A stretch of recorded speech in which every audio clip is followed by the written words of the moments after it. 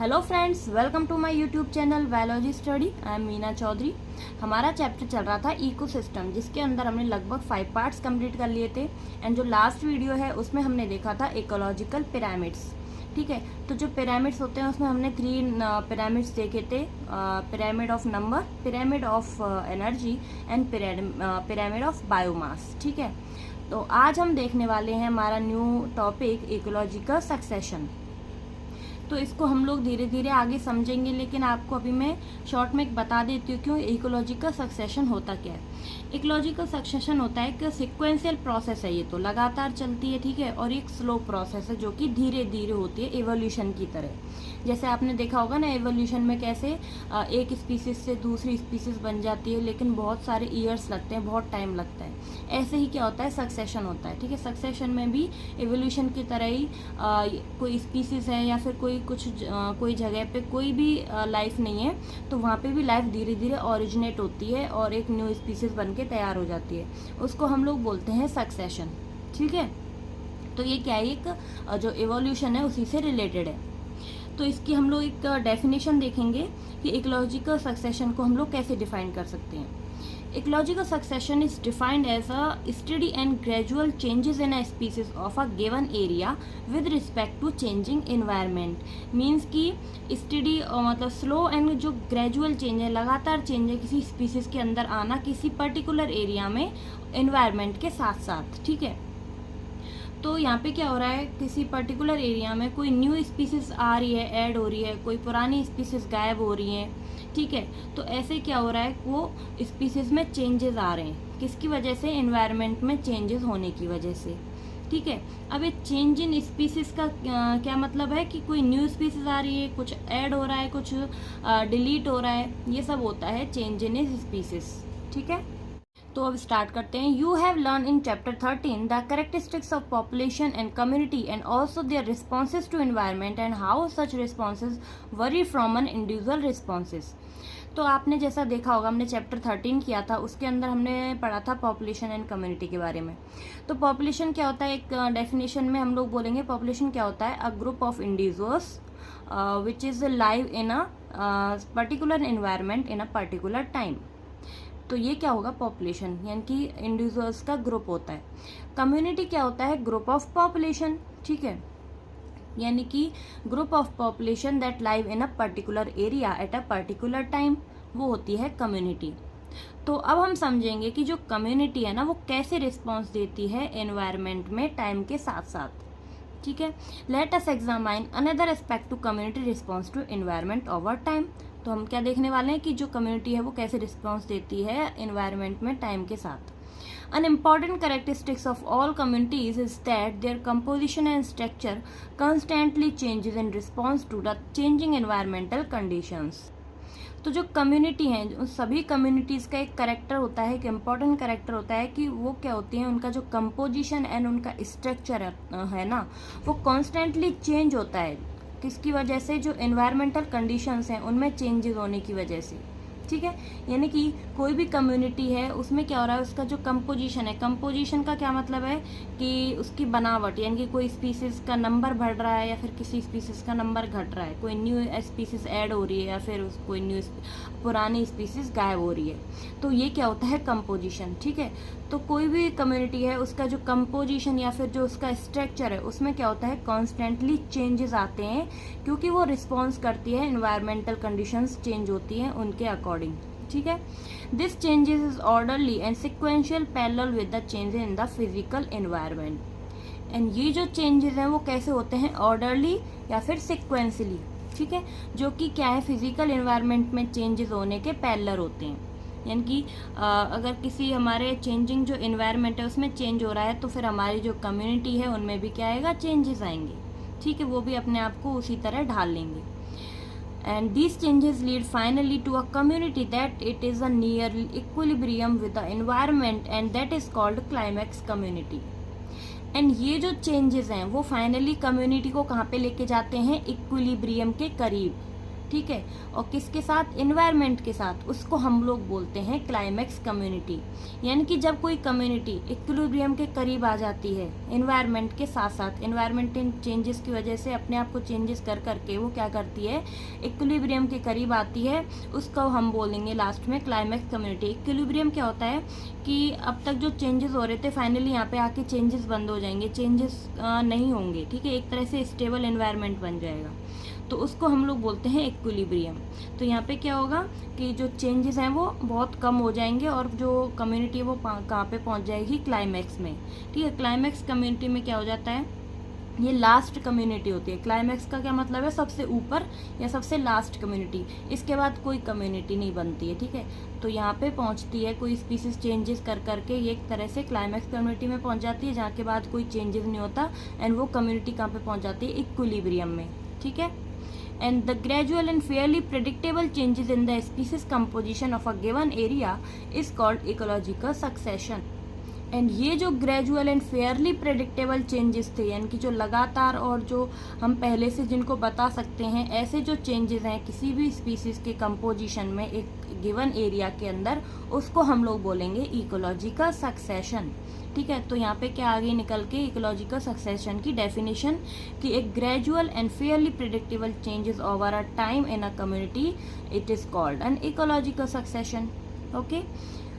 During succession, some species colonize an area and their population become more numerous, whereas population of other species decline and even disappear. अब जो ये succession process हो रही है, इसके अंतराल क्या होता है, कुछ जो स्पीसीज होती हैं वो तो कॉलोनाइज कर लेती हैं, इनकी कॉलोनीज बना लेती हैं, ग्रुप बना लेती हैं अपना, ठीक है, किसी भी पॉपुलेशन के अंदर। एंड कुछ जो स्पीसीज होती हैं, यानी कि कुछ स्पीसीज ऐसी भी होती हैं जो कि डिक्लाइन हो जाती हैं, डिसअपीयर हो जाती हैं क्लाइमैक्स कम्युनिटी आते आते, ठीक है। तो सक्सेशन क्या होता है, ग्रेजुअल चेंज होता है, ठीक है, जो कि इन चेंजेस के दौरान क्या होता है, कुछ एनवायरमेंटल चेंज होंगे, तो ये जो स्पीसीज हैं ये भी अपने आप में चेंजेस करेंगी। तो ये जो स्पीसीज हैं, कुछ तो जो स्पीसीज हैं वो बहुत सारी अपनी क्या बना लेंगी, पॉपुलेशन बना लेंगी, कॉलोनीज बना के, और कुछ जो स्पीसीज हैं वो क्या करेंगी, डिक्लाइन हो जाएंगी या फिर डिसअपीयर हो जाएंगी। The entire sequence of communities that successively changes in a given area are called serai. तो यहाँ पे एक टर्म आई है सिरे। सिरे क्या है, एक एंटायर सीक्वेंस ऑफ कम्युनिटीज है that successively changes in a given area. यानी कि इसको हम लोग कैसे बोल सकते हैं कि कोई भी जो एरिया है, ठीक है, उस एरिया में क्या होता है, सीक्वेंस ऑफ डेवलपमेंटल जो स्टेजेस हैं किसी भी इकोलॉजिकल कम्युनिटी में, जो कि स्टार्ट हो रही थी पायोनियर से एंड जो एंड हो रही है क्लाइमैक्स कम्युनिटी में, क्लाइमैक्स स्टेज में, तो उसके बीच की जो स्टेज है उसको क्या बोलते हैं, सिरे, ठीक है। जो पायोनियर एंड क्लाइमैक्स स्टेज के बीच की जो स्टेज है उसको हम लोग सिरे बोलते हैं, जिसको हम लोग ऐसे डिफाइन कर सकते हैं, ये क्या है, सीक्वेंस ऑफ डेवलपमेंटल स्टेजेस। किसी भी जो डेवलपमेंटल स्टेजेस हैं उनका क्या है, ये सीक्वेंस है, ठीक है। अब मैं आपको एक समझाती हूँ डायग्राम के थ्रू। यहाँ पे एक पर्टिकुलर एरिया है, ठीक है, इस एरिया में सिर्फ बेयर रॉक्स प्रेजेंट हैं। बेयर रॉक्स क्या है, खाली रॉक्स या फिर चट्टानें पाई जाती हैं यहाँ पे। तो यहाँ पे कोई लाइफ नहीं है, कोई लाइफ एग्जिस्ट नहीं कर रही है। तो यहाँ पे सबसे पहले जो कम्युनिटी आएगी उसको हम लोग बोलते हैं पायोनियर स्पीसीज।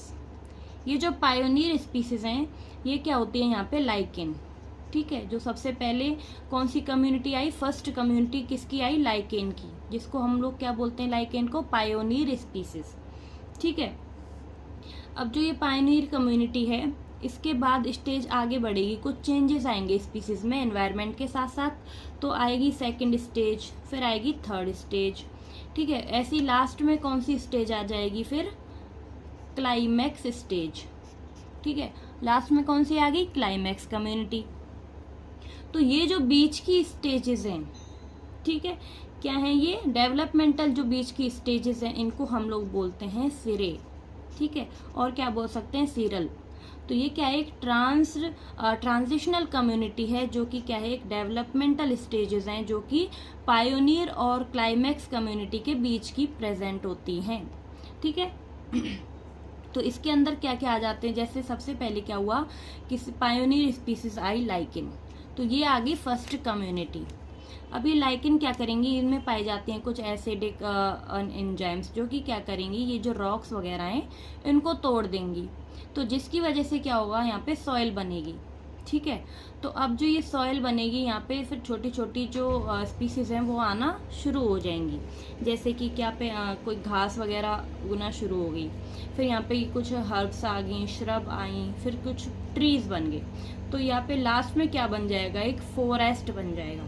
फॉरेस्ट क्या है, एक क्लाइमैक्स स्टेज है, क्लाइमैक्स कम्युनिटी है, क्योंकि फॉरेस्ट के बाद फिर कोई कम्युनिटी एग्जिस्ट नहीं करती। ये क्या है, एक लास्ट कम्युनिटी है, इसीलिए इसको क्या बोलते हैं, क्लाइमैक्स स्टेज बोलते हैं। ठीक है, तो आपको समझ आया सिरे क्या होता है, एक जो डेवलपिंग स्टेजेस हैं उनके पायोनियर एंड क्लाइमैक्स कम्युनिटी के बीच की स्टेज को बोलते हैं हम सिरे। The individual transitional communities are termed serial stage और serial community। ठीक है, तो ये क्या है यहाँ पे, serial stage या फिर serial community इनको बोलेंगे, जो बीच की स्टेजेस है पायोनियर और क्लाइमैक्स के बीच में, जो कि होती हैं जैसे झाड़ियाँ, छोटे छोटे पेड़, ये सब हो जाते हैं सीरियल कम्युनिटी के अंदर। क्लाइमैक्स में आ जाते हैं बड़े बड़े लॉन्ग ट्रीज, ठीक है, जो कि बनाते हैं एक फॉरेस्ट।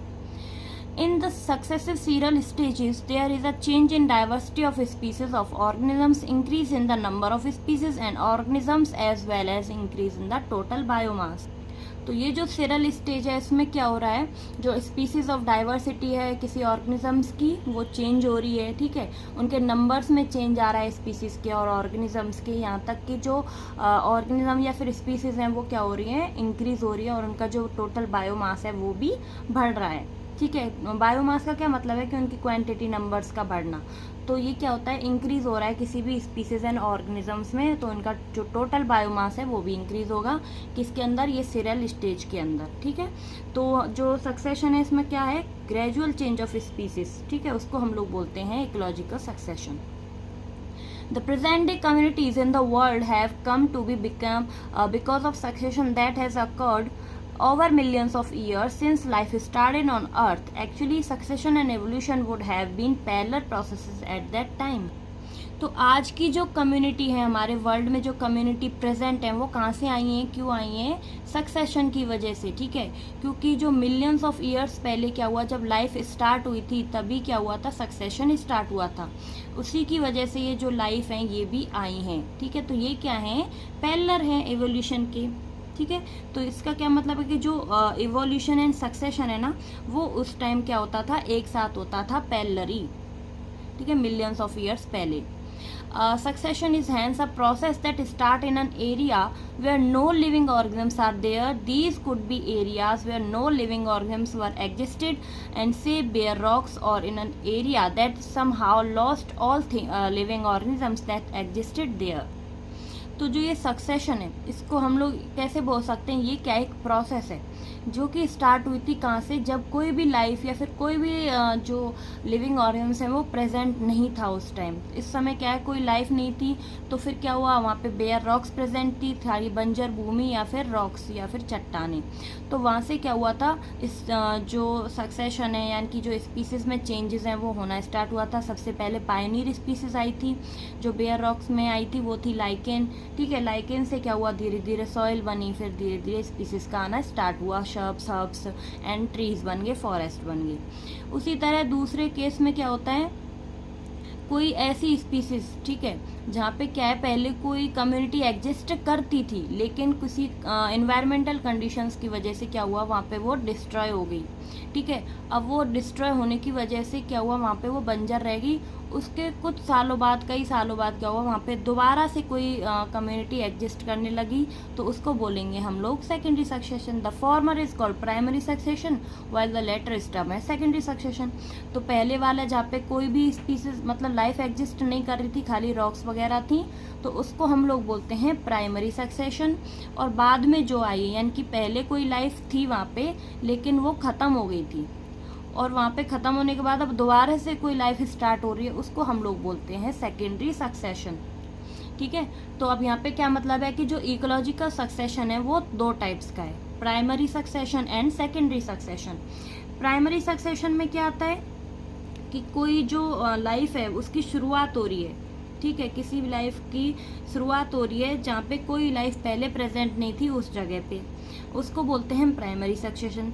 एंड सेकेंडरी सक्सेशन क्या है कि पहले उस एरिया में, उस पर्टिकुलर एरिया में वहाँ पे लाइफ एग्जिस्ट करती थी, लेकिन वो किसी कंडीशन, जैसे फॉरेस्ट कट गया या फिर उस फॉरेस्ट में आग लग गई, कुछ भी हुआ, तो उसकी वजह से वहाँ पे जो कम्युनिटी थी वो ख़त्म हो गई थी, लेकिन अब वहाँ पे दोबारा से न्यू लाइफ आना स्टार्ट हो रहा है, उसको हम बोलेंगे सेकेंडरी सक्सेशन।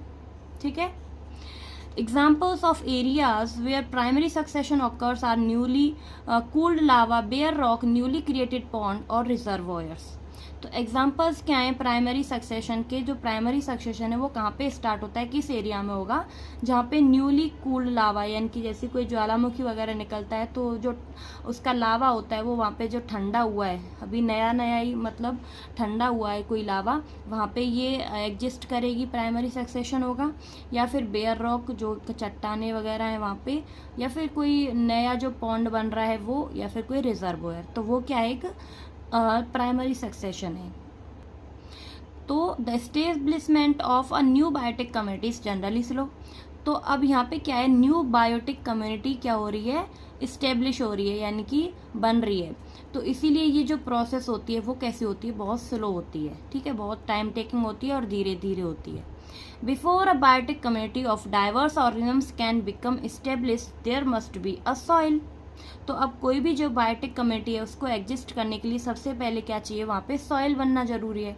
तो उसी तरह जैसे बेयर रॉक वगैरह में सबसे पहले पाइनियर स्पीसीज क्या आती हैं? लाइकेन। तो लाइकेन क्या करेंगी? कुछ एसिडिक मटेरियल रिलीज करेंगी, जिसकी वजह से जो रॉक्स वगैरह हैं वो सॉइल के जो कण हैं उनमें टूट टूट के उनको सॉइल बना लेती है वो सबसे पहले। तो सॉइल बनेगी। तो यहाँ पे क्या है कि सबसे पहले किसी भी बायोटिक कम्युनिटी में आना, यानी कि कोई भी जो लाइफ है वहाँ पे एग्जिस्ट कब करेगी? जब वहाँ पे सॉइल होगी। तो सबसे पहले क्या है? सॉइल का होना जरूरी है। ठीक है। Depending mostly on the climate, it take natural process several hundreds to several thousands year to produce fertile soil on a bare rock। तो क्या होता है, जो क्लाइमेट के ऊपर डिपेंड करती है चीज़ें। तो नेचुरली क्या होता है, ये जो नेचुरल प्रोसेस है एक तो इसमें क्या होता है, जो सॉइल बनने के लिए ना, फर्टाइल सॉइल बनने के लिए सेवरल हंड्रेड से सेवरल थाउजेंड्स ऑफ ईयर्स लग जाते हैं। ठीक है। तो फर्टाइल सॉइल तब जाके बनती है, एंड जो ये प्राइमरी सक्सेशन तभी सक्सेसफुल मतलब स्टार्ट होता है। तो सबसे पहले इसके लिए क्या है, वो सॉइल का होना जरूरी है। तो वो जो फर्टाइल सॉइल है वही कब बनती है? बहुत से सालों से हजार वर्ष लग जाते हैं इसको बनने के लिए। Secondary succession begins in area where natural biotic communities have been destroyed, such as an abundant farmlands, burned or cut forest lands that have been flooded। तो जो सेकेंडरी सक्सेशन है वो कहाँ पे स्टार्ट होता है? Area where the biotic communities existed once, यानी कि कभी जो बायोटिक कम्युनिटीज हैं, यानी कि जो लाइफ है वो कभी यहाँ पे एग्जिस्ट करती थी, उन जगह पे कहाँ पे जो सेकेंडरी सक्सेशन है वो स्टार्ट होता है। तो वो जो ये बायोटिक कम्युनिटीज थी जो यहाँ पे पहले एग्जिस्ट करती थी वो किसी वजह से डिस्ट्रॉयड हो गई। वो कैसे? अबेंडेंट फार्मलैंड, यानी कि कोई बंजर लैंड थी, या फिर कोई जो लैंड थी वो क्या होंगे यहाँ पे जो बर्न हो गई, यानी कि आग लग गई। उसके बाद या फिर उन फॉरेस्ट वगैरह को कट कर दिया, या फिर वहाँ पे फ्लड आ गई। इसकी वजह से जो वो कम्युनिटी थी वो वहाँ पे ख़त्म हो गई थी। ठीक है। तो अब वहाँ पे जो न्यू लाइफ है वो स्टार्ट होगी, तो उसको हम लोग बोलेंगे secondary succession. Since some soil are sedimented present succession is faster than primary succession. तो इसीलिए ये जो सेकेंडरी सक्सेशन है ये प्राइमरी सक्सेशन से क्या है? फास्ट होता है। क्यों? क्योंकि यहाँ पे पहले लाइफ एग्जिस्ट करती थी, लेकिन वो किसी कारण की वजह से क्या हो गई? डिस्ट्रॉय हो गई थी। तो अब वहाँ पे कोई जो सॉइल है वो तो प्रेजेंट है ना, कुछ सेडिमेंट वहाँ पे उसके बचे हुए हैं। ठीक है। क्योंकि वहाँ पे जो लाइफ है वो पहले एग्जिस्ट करती थी, तो सॉइल तो है ही, ऐसा नहीं कि वहाँ पे जो रॉक्स वगैरह हैं वो ही हैं। क्योंकि वहाँ पे कोई लाइफ थी तो इसका मतलब सॉइल भी थी। तो सॉइल वहाँ पे पहले से ही बनी है, और सॉइल को बनने में ही हजारों साल लग जाते हैं। तो इसीलिए तो वो 1000 साल बच गए अगर सेकेंडरी सक्सेशन में कोई लाइफ बिगेन हो रही है तो इसीलिए जो सेकेंडरी सक्सेशन है वो कैसा होता है? फास्टर होता है प्राइमरी सक्सेशन से। Description of ecological succession usually focuses on the changes in vegetation. And ये जो इकोलॉजिकल सक्सेशन है ये फोकस करता है किसके ऊपर? वेजिटेशन चेंजेस होने के ऊपर। ठीक है, क्योंकि क्या होता है वेजिटेशन ही तो हो रहा है ना, क्योंकि वहाँ पे सबसे पहले जैसे पायोनियर स्पीसीज आ रही है, पायोनियर स्पीसीज के बाद घास बन रही हैं, कुछ हर्ब्स एंड श्रब्स बन रहे हैं, ट्रीज बन रहे हैं, ये क्या है वेजिटेशन ही है ना। तो वेजिटेशन में क्या हो रहे हैं, चेंजेस हो रहे हैं, ठीक है। However, these vegetational changes in turn affect food and shelter for various types of animals. And ये जो वेजिटेशनल चेंजेस होते हैं इनकी वजह से क्या होता है, जो बहुत से टाइप्स के एनिमल्स हैं उनका जो फूड है, जो शेल्टर है, वो भी किसकी वजह से अफेक्ट हो रहा है, वेजिटेशनल चेंजेस की वजह से, ठीक है।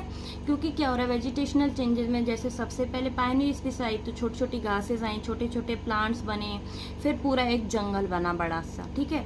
तो ये क्या होगा, चेंजेस होंगे, तो इनकी वजह से जो बहुत से एनिमल्स हैं उनके खाने पे भी और उनके जो रहने की जगह है उनमें भी क्या होगा, इफेक्ट पड़ेगा। Thus, as succession proceeds, the numbers and types of animal and decomposers also changes. तो अब जैसे ही सक्सेशन आगे बढ़ेगा, ठीक है, तो जो नंबर्स एंड जो टाइप हैं एनिमल के, या फिर जो नंबर एंड टाइप हैं डिकम्पोजर्स के, वो भी चेंज होंगे साथ साथ ही, ठीक है।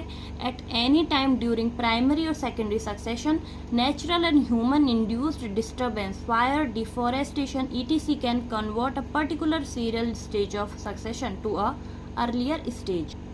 तो अब क्या होता है, जैसे ही क्या हो रहा है, कोई प्राइमरी या फिर सेकेंडरी सक्सेशन हो रहा है, तो इसी टाइम क्या होता है, कोई नेचुरल या फिर ह्यूमन के द्वारा कोई डिस्टर्बेंस कर दी जाती है। जैसे कि एक पायोनियर स्पीसीज बनी, फिर यहाँ से क्लाइमैक्स कम्युनिटी बन रही है, तो ये जो स्टेज मान लो प्राइमरी क्लाइमैक्स कम्युनिटी के पास ही पहुंच गई, ठीक है। लेकिन अब क्या होता है, कोई नेचुरल कैलेमिटीज आ जाती है या फिर कोई ह्यूमन के द्वारा डिस्टर्बेंस कर दी जाती है यहाँ पे, जैसे कि आग लग गई या फिर जंगलों को काट दिया ह्यूमंस ने, ठीक है। तो इसकी वजह से क्या हुआ, जो ये स्टेज थी जो कि क्लाइमैक्स कम्युनिटी की तरफ पहुंच रही थी, वो वापस से कहाँ पे आ जाएगी, पीछे आ जाएगी, ठीक है। यानी कि जो सक्सेशन है वो कहाँ पे आ जाएगा, अर्लियर स्टेज में आ जाएगा, ठीक है। क्योंकि ये कहाँ पे इसमें क्या हो गई, डिस्टर्बेंस हो गई, तो जिसकी वजह से ये डिस्टर्बेंस ने क्या क्रिएट किया, जो न्यू कंडीशंस थी वो अर्लियर कंडीशंस में चेंज हो गई, ठीक है। यानी कि जो सक्सेशन आगे बढ़ चुका था वो वापस से पीछे आ जाएगा, ठीक है। Also such disturbance create new conditions that encourage some species and discourage और एलिमिनेट अदर स्पीसीज। और क्या होगा, जो ये डिस्टर्बेंस हैं ये क्या क्रिएट करेंगी, कुछ न्यू कंडीशंस क्रिएट कर देंगी, जिसकी वजह से कुछ जो स्पीसीज हैं वो तो क्या हो जाएंगी, अच्छे से अपने आप को अडेप्ट कर लेंगी और अपना नंबर्स बढ़ा लेंगी, अपनी जो स्पीसीज हैं उनका काउंट या बढ़ा लेंगी। लेकिन कुछ जो स्पीसीज हैं वो क्या हो जाएंगी, एलिमिनेट हो जाएंगी, ख़त्म हो जाएंगी, ठीक है। तो ये क्या हुआ, इन डिस्टर्बेंस की वजह से कुछ नई कंडीशंस आई जिनसे कुछ स्पीसीज ने तो अडेप्ट कर लिया और अपने आप को वहाँ पे ग्रो कर लिया, लेकिन कुछ स्पीसीज क्या हो गई, यहाँ पे एलिमिनेट हो गई, डिस्करेज हो गई, ठीक है। तो आई होप कि आपको वीडियो अच्छी लगी होगी, आपको मेरा पढ़ाया हुआ समझ आया हो, तो प्लीज़ मेरे चैनल को लाइक शेयर एंड सब्सक्राइब करें। एंड कोई भी डाउट हो तो मुझे कमेंट बॉक्स में ज़रूर बताएं। अब मिलते हैं नेक्स्ट वीडियो में, succession of plants next video में स्टार्ट करेंगे। तब तक के लिए bye bye, take care, thank you.